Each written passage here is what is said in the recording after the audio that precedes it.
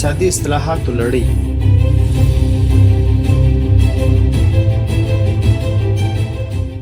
خپل تولید د اقتصادي ودې ستن او د خودکفایي لار.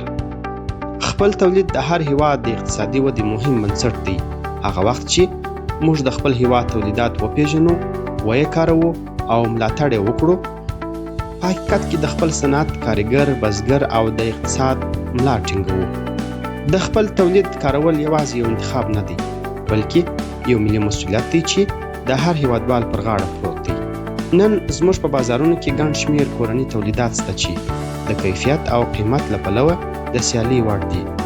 د دغو محصولاتو او تولیداتو کارول د دې لامل کیږي چې کارګر مو پر کار پاتې سي، فابریکې لا پراختیا پیدا کړي او نوي کاري فرصتونه رامنځته سي. د خپل تولید ملاتړ د بیکارۍ په کمېدو، د اقتصادي ثبات په ټینګښت او د هیواد په خودکفایۍ کې مستقیم رول لري. کله چې موږ خپل تولید کاروو، په اصل کې د خپل ولس زحمت، هنر او مهارت ته ارزښت ورکوو. دا یو ګډ ملي حرکت دی چې د هیواد راتلونکی روښانه کوي او موږ د نورو هیوادونو له اقتصادي احتیاج څخه خلاصوي. نو راځئ په ګډه د خپل وطني تولید ملاتړ وکړو، ځکه خپل تولید ملي ګټه ده او ملي ګټه د ټولو ګډ پرمختګ دی. سندوس نساجي فابریکه د خودکفا افغانستان څرک.